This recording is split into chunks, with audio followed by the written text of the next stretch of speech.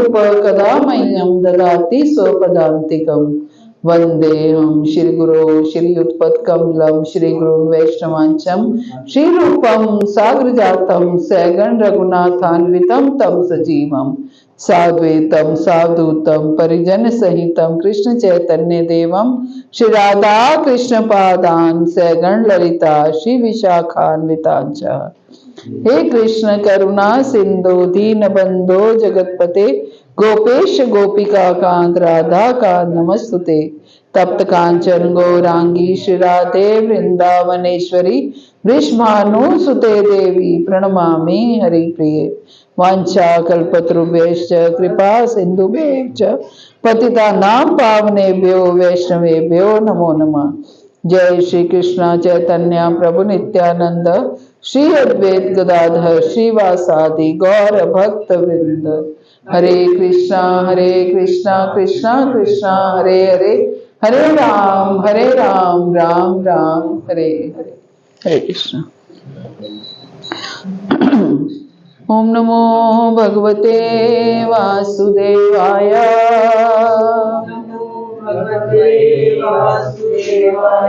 ओम नमो भगवते वासुदेवाय।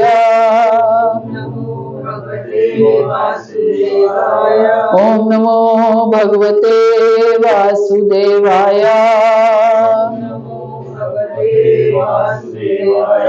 नारायणं नमस्कृत्य नरं चैव नरोत्तमं देवीं सरस्वतीं व्यास ततो जयमुदीरये। नष्टेषु भद्रेषु नित्यं भागवत सेवया। भगवती उत्तम श्लोके भक्तिर्भवति नैष्ठिकी। ग्रंथराज श्रीमद् भागवतम की जय। ग्रंथराज श्रीमद् भागवतम स्कंद 1 अध्याय 2 में से हम पढ़ रहे थे। पिछली क्लास में हमने पढ़ा कि सुखदेव गोस्वामी बता रहे हैं कि परम सत्य को जानने वाले विद्वान अध्यात्मवादी इस अद्वैत तत्व को ब्रह्म परमात्मा और भगवान के नाम से पुकारते हैं। वदन्ति तत्विदं तत्त्वं यद् ज्ञानम अद्वयम् ब्रह्मेति परमात्मेति भगवानेति शब्दते। कि वही परम सत्य को ब्रह्म परमात्मा और भगवान ये सब एक ही हैं। भगवान निराकार हैं। भगवान चतुर्भुज रूप परमात्मा के रूप में सबके हृदय में हैं। भगवान द्विभुज रूप में हैं, लेकिन एक तत्व सबका एक ही है। एक ही से सब कुछ निकलता है। ब्रह्म क्या है? भगवान के शरीर से निकलने वाली आभा है, लाइट है। कहते हैं कि गोपियां जो हैं वो यशोदा मैया से शिकायत करती थी कि आप कान्हा को इतने आभूषण मत पहनाया करो, क्योंकि हम माखन को कहीं भी छिपा कर रख देती हैं, किसी अंधेरे कमरे में ऊपर टांग देती हैं, अंधेरे में रख देते हैं, तो भी वो जब आता है उसने इतनी आभूषण पहन रखे होते हैं कि आभूषणों की इतनी चमक होती है कि उस चमक में वो उनको माखन की मटकी दिख ही जाती है, भले ही वो अंधेरा कमरा हो। लेकिन गोपियां ये नहीं जानती थी कि वो माखन की मटकी जो है वो आभूषणों की लाइट से नहीं दिख रही है, भगवान के आभा से दिख रही है। भगवान के शरीर में इतनी आभा है, इतना तेज है कि उसी से ही उनको माखन की मटकी दिख जाती है। तो इस तरीके से तो जो निराकारवादी हैं, जो ये समझते हैं कि भगवान तो निराकार है, साकार नहीं है, लेकिन उनको ये बात समझनी पड़ेगी कि निराकार कहाँ से प्रकट होता है। भगवान के निराकार क्या है? भगवान के शरीर से निकलने वाली आभा को ही निराकार कहते हैं। इसलिए कोई साकारवादी अगर है, कोई भगवान की साकार विग्रह की पूजा करता है, ये भगवान के साकार रूप की पूजा करता है, तो वो ये बात समझता है कि भगवान निराकार भी हैं, है ना। वो ये नहीं कह सकता कि भगवान निराकार नहीं है, भगवान निराकार भी है और भगवान साकार भी हैं, है ना। साकार से ही निराकार प्रकट हो रहा है। जो भगवान के शरीर से निकलने वाली आभा है वो निराकार है। जो भगवान सबके हृदय में परमात्मा स्वरूप में बैठे हैं वो परमात्मा है। और फिर चतुर्भुज रूप में, और भगवान द्विभुज रूप में जिनकी हम पूजा करते हैं वो भगवान हैं। तो इसलिए ब्रह्म परमात्मा और भगवान के ये तीन रूप हैं। आगे बताते हैं, ज्ञान तथा वैराग्य से समन्वित गंभीर जिज्ञासु या मुनि वेदांत श्रुति के श्रवण से ग्रहण की हुई भक्ति द्वारा परम सत्य की अनुभूति करता है। ज्ञान तथा वैराग्य से समन्वित गंभीर जिज्ञासु या मुनि। ज्ञान तथा वैराग्य कहाँ से आता है? भक्ति से। भक्ति के दो पुत्र कहे गए हैं, ज्ञान और वैराग्य, है ना। वासुदेवा भगवती भक्ति योगा प्रयोजिता जनयते आशु वैराग्यम ज्ञानम च यद हेतुकम। कि भक्ति की बाय प्रोडक्ट हैं। आप भक्ति सही से कर रहे हैं या नहीं कर रहे हैं, भक्ति का रिजल्ट क्या है, क्या ज्ञान हो रहा है, क्या वैराग्य आ रहा है थोड़ा थोड़ा। इस तरीके से हमें पता चलता है कि हम भक्ति सही से कर रहे हैं या नहीं। अगर अभी भी भौतिक वस्तुओं में, भौतिक संबंधों में उतनी ही आसक्ति है जितनी पहले थी, तो इसका मतलब अभी ये भक्ति नहीं हो रही है। एकदम से जीरो नहीं हो जाएगी, लेकिन थोड़ी थोड़ी अपने अंदर हमें ये चेंज दिखना चाहिए, है ना। बिना चेंज हुए भक्ति का कोई लाभ नहीं है। कहते हैं कि एक बार एक पुरोहित थे और एक यजमान जो है, वो यजमान पुरोहित जी के पास जाता है और कहते हैं कि जैसे सुखदेव गोस्वामी ने परीक्षित महाराज को भागवत सुनाई, तो 7 दिन की भागवत सुन करके परीक्षित महाराज मुक्त हो गए।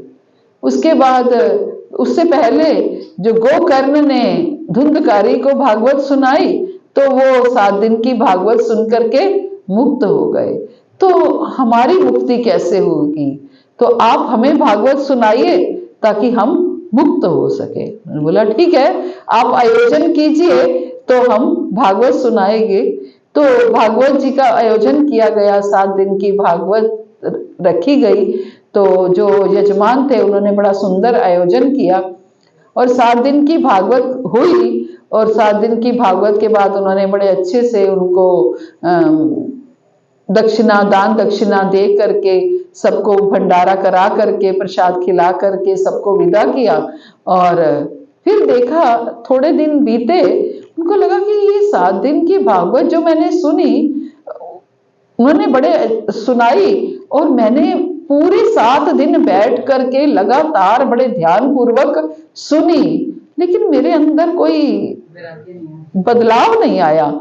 मेरे अंदर वैसे ही काम, क्रोध, लोभ, मोह, मद मत्सर सारे विकार वैसे के वैसे हैं। तो मुझे मेरे अंदर बदलाव क्यों नहीं आया? उनके खुद के मन में ये भाव आने लगा। वो गए पुरोहित जी के पास और पुरोहित जी से कहने लगे कि ऐसे ऐसे भागवत तो मैंने सुनी और मैंने बड़े ध्यान से सुनी, पूरे 7 के 7 दिन बैठ करके मैंने बड़े ध्यान से सुनी, फिर भी मेरे अंदर ये बदलाव क्यों नहीं आया? तो बोले नहीं, बदलाव तो आना चाहिए, क्यों नहीं आया? फिर तुमने ठीक से सुनी नहीं होगी। तो उन्होंने बोला नहीं, उनको विश्वास था कि मैंने बड़े अच्छे से सुनी है। फिर वहीं उनकी कॉलोनी में ही एक महात्मा जी थे, बड़े विरक्त महात्मा, बड़े भक्त महात्मा थे। उनके पास वो जाते हैं, उनको जाके बोलते हैं कि ऐसे ऐसे मैंने 7 दिन की भागवत कराई और 7 दिन लगातार बैठ करके सुनी, मेरे अंदर कोई बदलाव नहीं आया। बोले किससे सुनी, किसने कराई थी? बोले हम एक पुरोहित जी हैं, उन्होंने कराई थी। बोले आप पुरोहित जी के साथ आना, फिर मैं आपको आपके प्रश्न का उत्तर दूंगा। वो जाकर के पुरोहित जी को बोलते हैं कि वो महात्मा जी आपको भी बुला रहे हैं। दोनों लोग महात्मा जी के पास चले जाते हैं। तो महात्मा जी उन दोनों को एक पिलर के साथ रस्सी से बांध देते हैं और फिर पुरोहित जी को कहते हैं आप इनको खोलो। तो पुरोहित जी कहते हैं कि कैसे खोलो, जब आपने मुझे भी बांध रखा है तो मैं कैसे खोलूंगा इनको, आप मुझे खोलिए तभी मैं आपको इनको खोलूंगा। बोले आपके प्रश्न का उत्तर यही है। आप भागवत तो आपने सुनी, लेकिन उनसे सुनी जो खुद बंधे हुए हैं, खुद ही अभी मुक्त नहीं है, तो वो आपको क्या मुक्त करेंगे।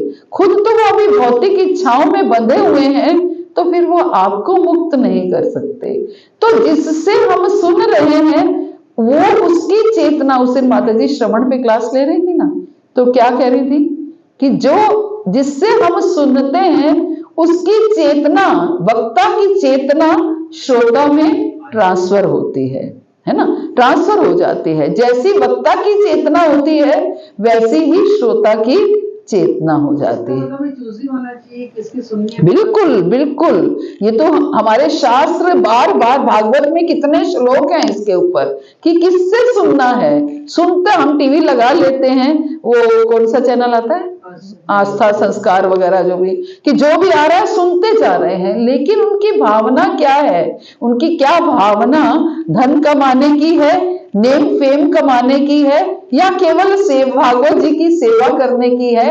भागवत जी से उनको प्रेम है, भगवान से प्रेम है, गुरु से प्रेम है, इसलिए वो ये कथा कर रहे हैं, या केवल धन अर्जित करने के लिए या नाम अपना नेम फेम अर्जित करने के लिए ये कथा हो रही है। तो जैसी चेतना वक्ता की होगी वैसी ही चेतना श्रोता की होगी।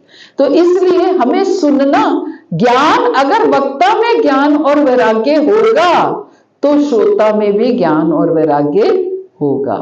अगर वक्ता में ज्ञान वैराग्य नहीं है तो श्रोता में भी ज्ञान वैराग्य नहीं है। अगर वक्ता स्वयं ही बड़े, उसको अभी आसक्ति है धन से, वस्त्रों से, इसलिए हमारे इस्कॉन में प्रोजिस के लिए रिस्ट्रिक्शन है कि वो सफेद धोती कुर्ता ही पहनेंगे, ताकि वस्त्रों की ओर कोई आकर्षण ना हो कि ये पहनना है या वो पहनना है। स्त्रियों के लिए रिस्ट्रिक्शन है कि वो साड़ी ही पहनेंगे, और साड़ी कॉटन की साड़ी होनी चाहिए, ताकि ये आकर्षण ना हो कि महंगी महंगी साड़ियां पहननी है। लेकिन स्त्रियां फिर भी थोड़ी सी वो कर लेती हैं कि नहीं, सिल्क भी अलाउड है, कॉटन एंड सिल्क दोनों अलाउड हैं। हाँ, नेचुरल फाइबर अलाउड है। तो इस तरीके से ये हम देखते हैं कि हम कैसे, हम अपने आप को वैराग्य कैसे प्राप्त कर सकते हैं। तो भक्ति का बाय प्रोडक्ट है हमारे अंदर वैराग्य आना, ज्ञान और वैराग्य। तो क्या कह रहे हैं, ज्ञान तथा वैराग्य से समन्वित गंभीर जिज्ञासु या मुनि। गंभीर जिज्ञासु या मुनि की डेफिनेशन क्या है कि उसमें ज्ञान और वैराग्य अपने आप होगा ही। वेदांत श्रुति के श्रवण से ग्रहण की हुई भक्ति द्वारा परम सत्य की अनुभूति करता है। जो गंभीर जिज्ञासु है, जिसमें ज्ञान और वैराग्य है, वो श्रवण करके वेदांत श्रुति के श्रवण से, शास्त्रों के श्रवण से ग्रहण की हुई भक्ति, सुन सुनकर हमें भक्ति प्राप्त हुई, उसके द्वारा परम सत्य की अनुभूति करता है। सुन सुन करके हम भगवान की अनुभूति करते हैं। हम कहते हैं भगवान वृंदावन में ये लीला की, भगवान तिरछे चरण हैं, मोर मुकुटधारी हैं, त्रिभंग ललित हैं। तो ये क्या, कहाँ से पता चला हमें? शास्त्रों से। हमने शास्त्र पढ़े, शास्त्र सुने, तो हमें पता चला कि भगवान का ये स्वरूप है।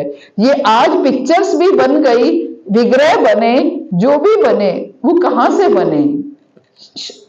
लिखित रूप में थे शास्त्र, उन शास्त्रों को पढ़ करके ही ये विग्रह स्वरूप बनाए गए।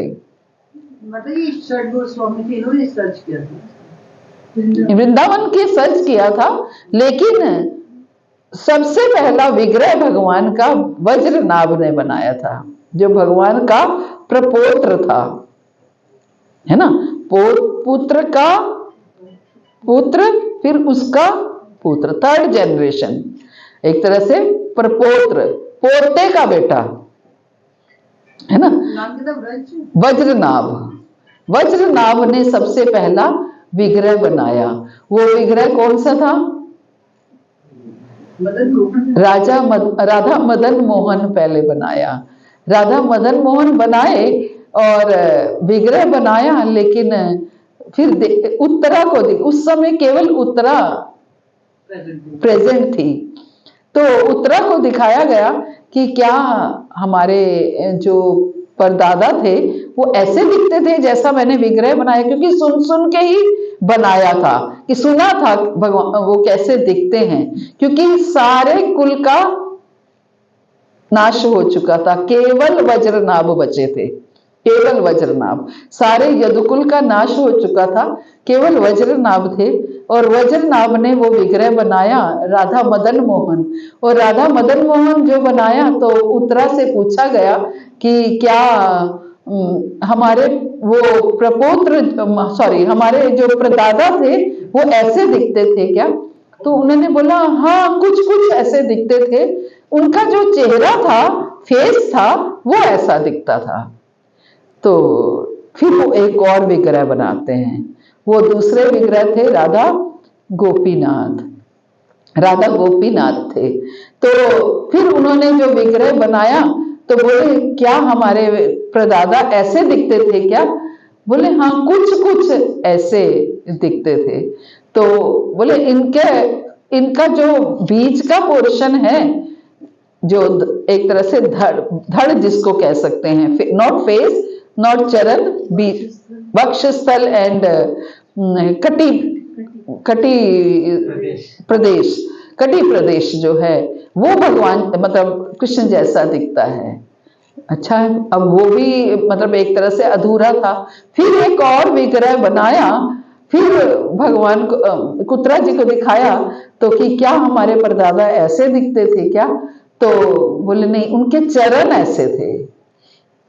तो तीनों विग्रह को जब मिलाया, तो तीनों विग्रह, एक में फेस ऐसा दिख रहा है, एक में बीच का पोर्शन वैसा दिख रहा है, एक में चरण वैसे दिख रहे हैं।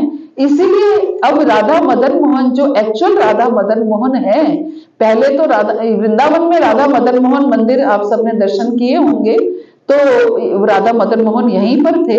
जब मुस्लिम्स का शासन हुआ, तो मुस्लिम्स लोगों को पता था कि ये तीन विग्रह जो है, ये राधा मदन मोहन, राधा गोपीनाथ और राधा गोविंद देव, ये बहुत ऐसे विग्रह हैं जो बात करते हैं।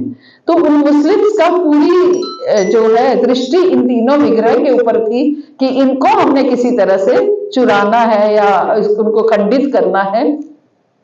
तो ये खबर राती रात पहुंच गई, तो राधा मदन मोहन और गोपीनाथ और गोविंद देव, इन सबको शिफ्ट कर दिया गया। क्यों? और उस समय केवल राजस्थान ऐसी स्टेट थी जहां पर हिंदू राजा था, बाकी सब जगह मुस्लिम शासन था। तो राधा मदन मोहन को करौली में शिफ्ट किया गया।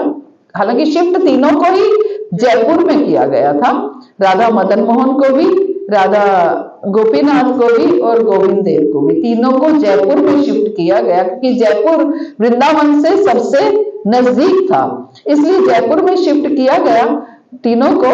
और ये कहा गया कि जो तीनों के दर्शन एक ही दिन में कर लेगा, उसको भगवान के संपूर्ण दर्शन हो जाएंगे, क्योंकि एक में भगवान जैसा चेहरा है, एक में भगवान जैसा वक्षस्थल है और एक में भगवान जैसे चरण हैं। तो तीनों के दर्शन एक ही दिन में हो जाएंगे, तो हम भगवान के संपूर्ण दर्शन हो जाएंगे। लेकिन अब राधा मदन मोहन जो हैं वो करौली में हैं, क्योंकि जो राजा की पुत्री थी, वो उनको राधा मदन मोहन से बहुत अटैचमेंट थी, जो जयपुर का राजा था। उनको राधा मदन मोहन से बहुत अटैचमेंट थी।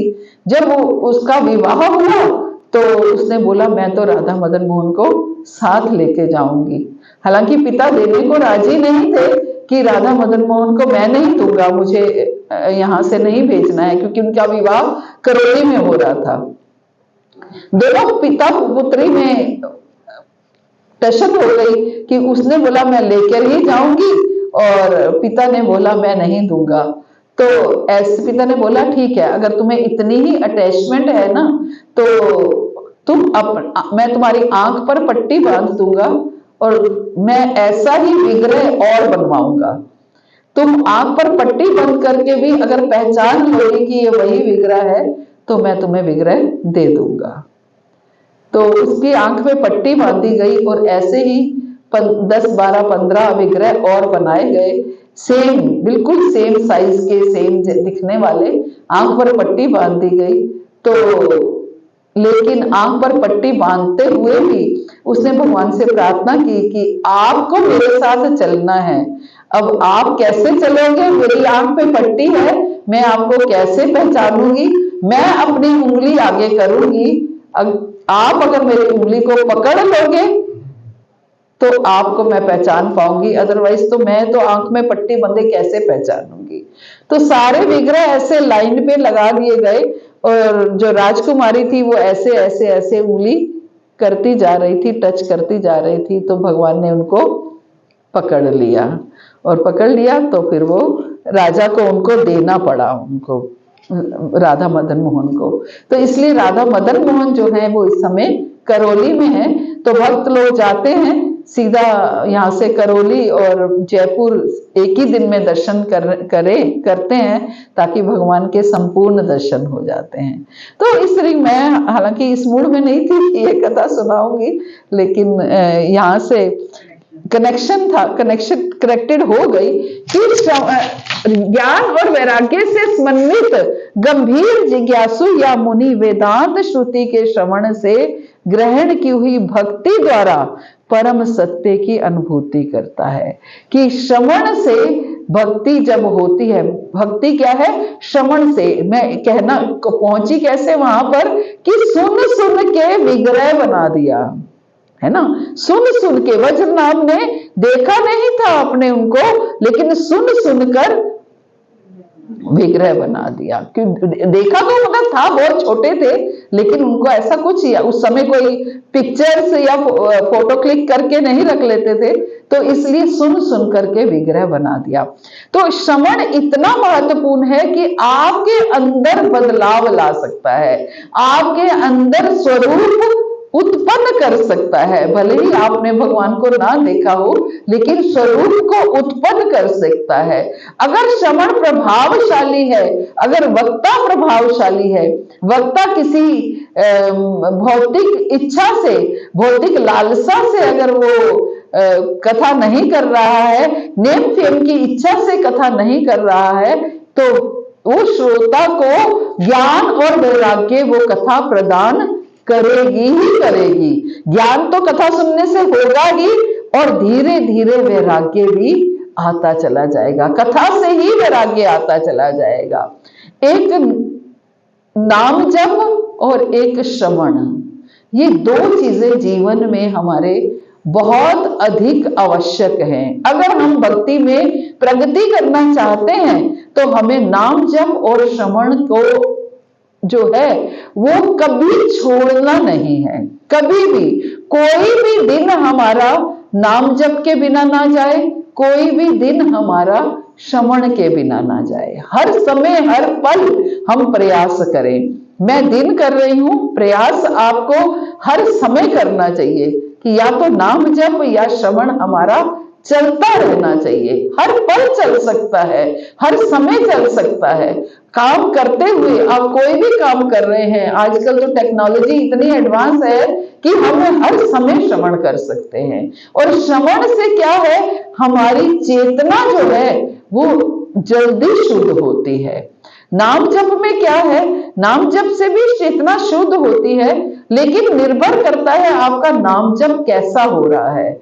अगर अच्छा नाम जप हो रहा है तो चेतना जल्दी शुद्ध होगी, नाम जप सही से नहीं हो रहा है तो चेतना शुद्ध होगी लेकिन धीरे धीरे होगी। हालांकि सेम जो है प्रभाव श्रवण का भी है, अगर श्रवण भी अच्छे से हो रहा है तो चेतना जल्दी शुद्ध होगी। श्रवण किससे हो रहा है इसका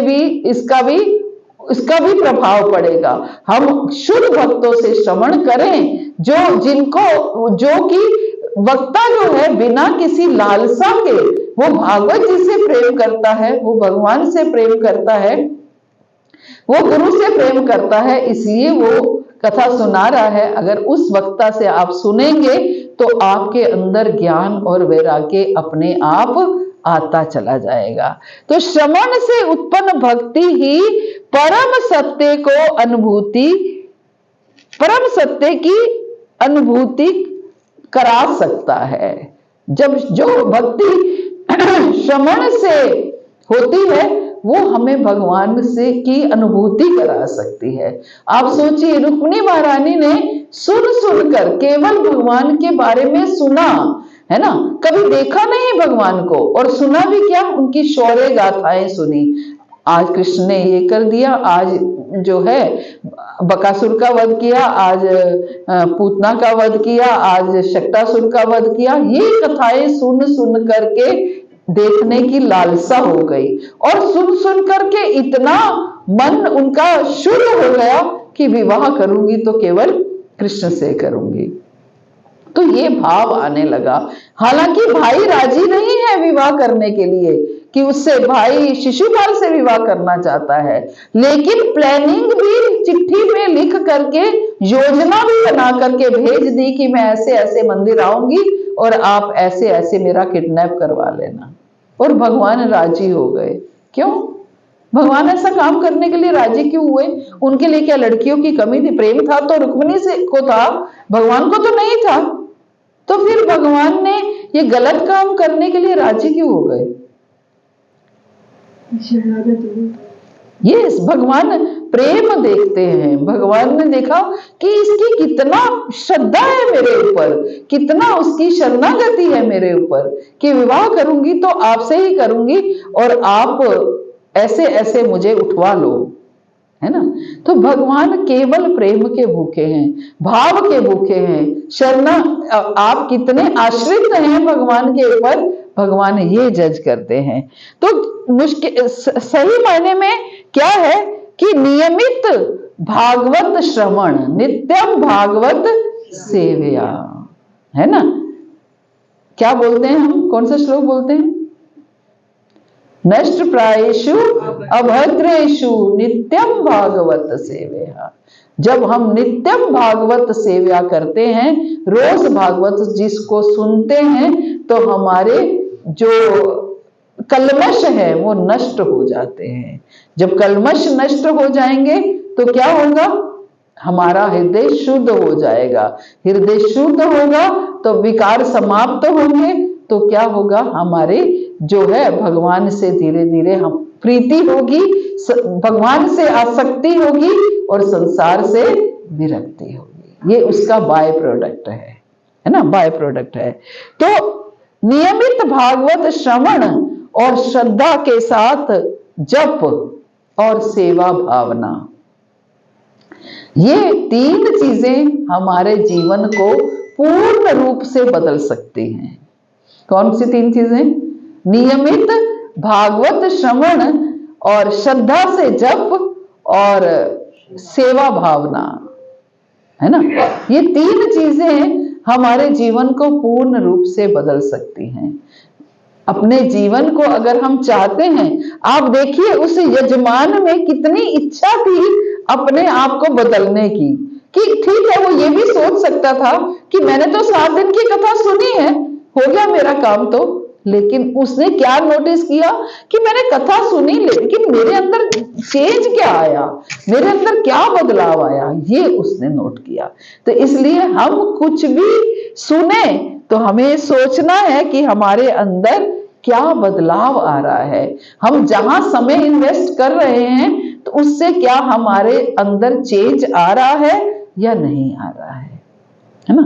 आगे क्या कहते हैं, अतः हे द्विज श्रेष्ठ, निष्कर्ष ये निकलता है कि वर्णाश्रम धर्म के अनुसार अपने कर्तव्यों को पूरा करने से जो परम सिद्धि प्राप्त हो सकती है वह है भगवान को प्रसन्न करना।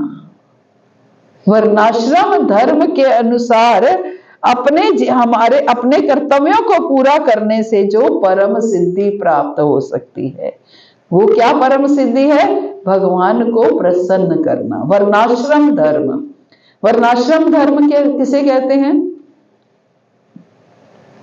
हमारे 4 वर्ण हैं और 4 आश्रम हैं। 4 वर्ण कौन से हैं, ब्राह्मण, क्षत्रिय, वैश्य और शूद्र। और 4 आश्रम कौन से हैं, ब्रह्मचर्य, गृहस्थ, वानप्रस्थ और सन्यास। ये 4 वर्ण हैं और 4 आश्रम हैं। हालांकि भगवान भगवत गीता में क्या कहते हैं कि ये जो वर्ण और आश्रम है ये हमारे कर्म के अनुसार है, जन्म के अनुसार नहीं है, है ना। चतुर्वर्ण्या मया सृष्टम गुण कर्मा विभागशा, गुण और कर्म के अनुसार उसका विभाजन है। ये नहीं कि हम ब्राह्मण कुल में पैदा हो गए तो हम ब्राह्मण हो गए, हम क्षत्रिय कुल में पैदा हो गए तो क्षत्रिय हो गए, शूद्र में पैदा हुए तो शूद्र में नहीं। जैसा आप कार्य कर रहे हैं वही आपका वर्ण है। आप शूद्र के कुल में पैदा होकर भी अगर आप ब्राह्मण का कार्य कर रहे हैं तो आप ब्राह्मण हैं। और अगर आप ब्राह्मण के कुल में पैदा, बहुत से ब्राह्मण आपने देखे होंगे जो ब्राह्मण कुल में पैदा तो होते हैं लेकिन सारे चारों पाप करते हैं, मांसाहार भी करते हैं, नशा भी करते हैं, ब्राह्मण भी ऐसा करते हैं, तो फिर वो ब्राह्मण नहीं है, भले ही वो ब्राह्मण कुल में पैदा हुआ है। कुल के अनुसार भगवान कहते हैं वो कोई वर्णाश्रम नहीं है। वर्णाश्रम प्रणाली का मतलब है जो जैसा कर्म कर रहा है वैसा वो कार्य भी कर्म कर रहा है, वैसा उसका वर्ण है। हाँ, अगर वो ब्राह्मण कुल में पैदा होकर के ब्राह्मण वाले कार्य भी कर रहा है फिर तो आप मानिए ये सोने पे सुहागा है ना। अगर उसका कुल भी ब्राह्मण का है और कार्य भी वो ब्राह्मण का कर रहा है फिर तो सोने पे सुहागा है ना, फिर कोई गलत नहीं है, फिर तो बहुत अच्छा है और भी अच्छा है। तो वर्णाश्रम धर्म मीन्स आप जिस वर्ण और जिस गृहस्थ में हैं तो गृहस्थ के कार्य करने हैं, ब्रह्मचारी हैं तो ब्रह्मचारियों के कार्य करने हैं, वानप्रस्थी हैं तो वानप्रस्थी जैसे रहना है। तो जिस तरीके से ये 4 वर्णाश्रम प्रणाली, तो क्या कह रहे हैं कि वर्णाश्रम धर्म के अनुसार अपने कर्तव्यों को पूरा करने से जो परम सिद्धि प्राप्त होती है वो है भगवान को प्रसन्न करना। अगर हम वर्णाश्रम धर्म के अनुसार अपने कार्य करते रहेंगे तो उसका रिजल्ट क्या होगा, भगवान प्रसन्न होंगे। एक किसान था, बहुत सबने सुनी होगी ये स्टोरी। तो नारद जी भगवान से कहते हैं कि आपका सबसे प्रिय भक्त कौन सा है। तो नारद जी तो इस आशा से गए थे कि भगवान कहेंगे कि नारद जी मेरे सबसे प्रिय भक्त हैं, क्योंकि वो हर समय नारायण नारायण नारायण बोलते रहते हैं, हर समय नाम लेते रहते हैं। तो भगवान कहेंगे कि नारद जी मेरे प्रिय भक्त हैं। तो लेकिन भगवान ने बोला वो किसान है ना, वो मेरा प्रिय भक्त है। किसान? बोले किसान ने ऐसा क्या कर दिया जो आपका प्रिय भक्त है। बोले आप किसान के घर जाकर के 2 दिन रुको और जाकर के देखो कि वो क्या करता है। बोले ठीक है। नारद जी वेश बदल करके जाते हैं और किसान के घर में जाकर के रुकते हैं और देखते हैं उनकी दिनचर्या क्या है। किसान सुबह उठता है, 5 मिनट के लिए भगवान का नाम जप ध्यान करता है और फिर अपने काम में चला जाता है। काम बड़ी ईमानदारी से सारा काम करता है और फिर उस जो भी उनसे आय होती है उससे भगवान की सेवा करता है, भगवान की सेवा में लगाता है और बाकी से अपना परिवार का पालन पोषण करता है। फिर रात को सोने से पहले फिर भगवान का थोड़ा भजन करता है और सो जाता है। ये उसकी दिनचर्या है।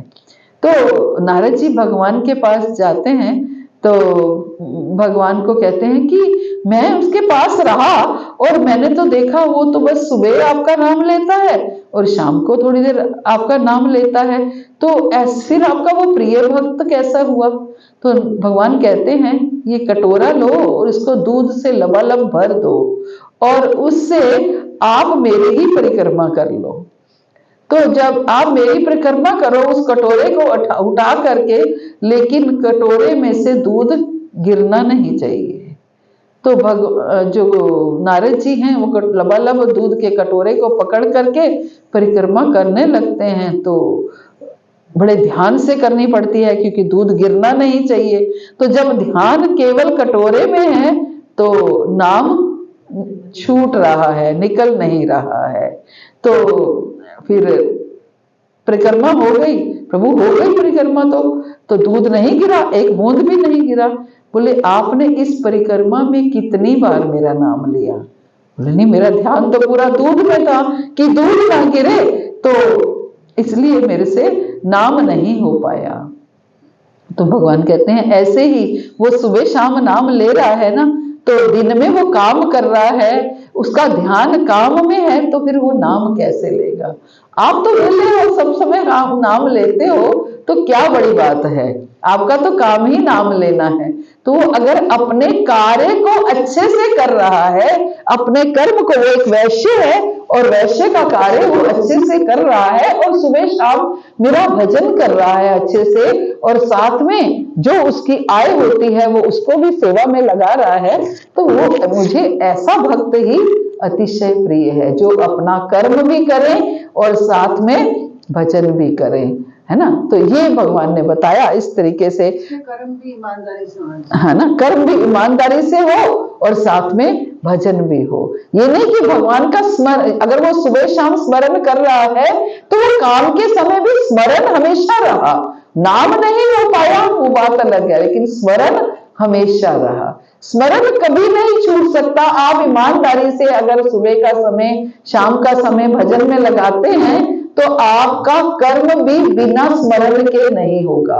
आप इस बात को हमेशा नोट कीजिए। आपका भजन अगर सुबह शाम का अच्छा है तो आपका कर्म भी बिना स्मरण के नहीं होगा, कर्म भी स्मरण के साथ होगा। क्यों? और भगवान ने प्रॉमिस किया है अंत काले चामामेव स्मरण मुक्त्वा कलेवरम यह प्रयाति स मद्भावम याति नास्ति संशया।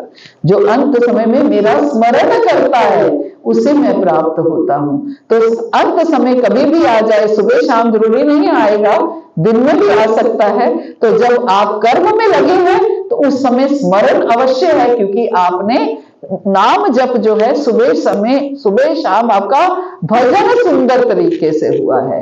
तो इसलिए फोकस किस पे है? हमारा भजन सुंदर होना चाहिए। श्रवण हो तो श्रवण सुंदर होना चाहिए ताकि हमारा स्मरण बना रहे, है ना। तो उससे भगवान को प्रसन्न हो, भगवान प्रसन्न होते हैं। हर समय अगर हम स्मरण में रहते हैं तो भगवान प्रसन्न होते हैं। हरे कृष्णा। शिल प्रपात की जय, गुरु महाराज की जय, आप सब भक्तों की जय। तो किसी का कोई प्रश्न हो या एडिशन हो तो कर सकते हैं। जो आश्रम बताया, वर्णाश्रम, गृहस्थाश्रम, वानप्रस्थाश्रम, और एक कौन सा बताया? नहीं, वर्णाश्रम तो सबका कॉम्बिनेशन है। वर्णाश्रम तो इनको कहा गया है, 4 वर्ण हैं, 4 आश्रम हैं। 4 वर्ण कौन से हैं? ब्राह्मण, क्षत्रिय, वैश्य और शूद्र, ये 4 वर्ण हैं। और 4 आश्रम कौन से हैं? सबसे पहले ब्रह्मचर्य आश्रम, फिर गृहस्थ आश्रम, फिर वानप्रस्थ आश्रम और फिर संन्यास आश्रम। 25-25 साल के ये 4, 25 साल तक ब्रह्मचर्य, 25 से 50 साल तक गृहस्थ, 50 से 75 तक वानप्रस्थ और 75 से ऊपर अगर आप जीवित हैं तो संन्यास। ये बताया। सबसे पहले तो फिर इसका मतलब भगवान के दर्शन तो वज्रभान को हुए थे, क्योंकि उसने उसका ही स्वरूप बना दिया। दर्शन तो उनको भी हुए जब भगवान प्रेजेंट नहीं, वज्रनाभ तो उनके परपौत्र थे, तो उनका साथ ही रहे, उनके परिवार के थे, तो उनको तो दर्शन हुए ही, उत्तरा भी तो थी। नहीं, रूप में हाँ, स्वरूप में वज्रनाभ को हुए, जो बाद में प्रेजेंट थे। सबको हुए, पांडवों को हुए, कौरवों को हुए, सबको हुए।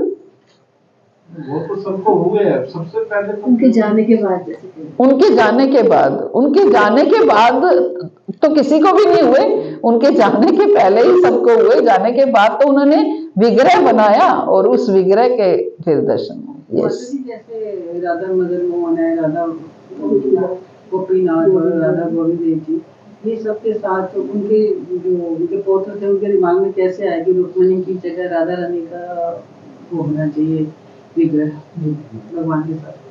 नहीं, राधा रानी का नहीं है विग्रह। राधा आप बोलते हैं, हम राधा गोविंद एक बोलते हैं ना, वो क्योंकि राधा के बिना कृष्ण की पूजा अधूरी है, इसलिए राधा रानी को क्रिएट किया जाता है। बाद में वृंदावन के किसी भी मंदिर में राधा रानी नहीं है, किसी भी मंदिर में नहीं है। जो स्वयंभू विग्रह हैं, राधा मदन मोहन, गोपीनाथ, गोविंद देव या फिर राधा रमन, कोई भी, बांके बिहारी, जो ये सारे स्वयं, किन्हीं के साथ भी राधा रानी नहीं है। हालांकि राधा रानी वृंदावनेश्वरी है, लेकिन राधा रानी नहीं है किसी के साथ। राधा रानी को क्रिएट किया गया, create in the sense even Radha Vallabh, कहीं भी राधा रानी नहीं है। राधा वल्लभ संप्रदाय केवल राधा राधा बोलता है, कृष्ण को नहीं बोलता, लेकिन राधा रानी नहीं है वहां पे। राधा रानी को क्रिएट किया गया है, इवन मंदिर विग्रह भी क्रिएट नहीं किया गया। एक लोटे पे नारियल रख करके उन्हीं का ही श्रृंगार करके राधा रानी के रूप में बिठा दिया जाता है। आप किसी भी मंदिर में जाके देख लीजिए, क्योंकि कृष्ण और राधा तो एक ही थे। एक ही थे। यस, एक ही थे, कोई अंतर थोड़ी था। शरीर दो दिखाया, आत्मा एक ही है। तो इसलिए राधा रानी कहीं भी नहीं है। इसलिए कहते हैं दोनों का नाम लेना चाहिए, केवल राधा राधा नहीं, दोनों का नाम लेना चाहिए। महाप्रभु आए, उन्होंने राधा का महाप्रभु ने इंट्रोड्यूस कराया।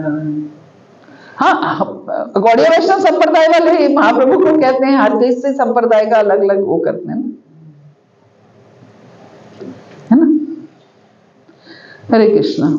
वांछा कल्पतरुभ्यश्च कृपा सिंधुभ्यैव च पतितानां पावनेभ्यो वैष्णवेभ्यो नमो नमः। अनंत कोटि वैष्णव वृंद की जय। जगत गुरु शील प्रभुपाद की जय।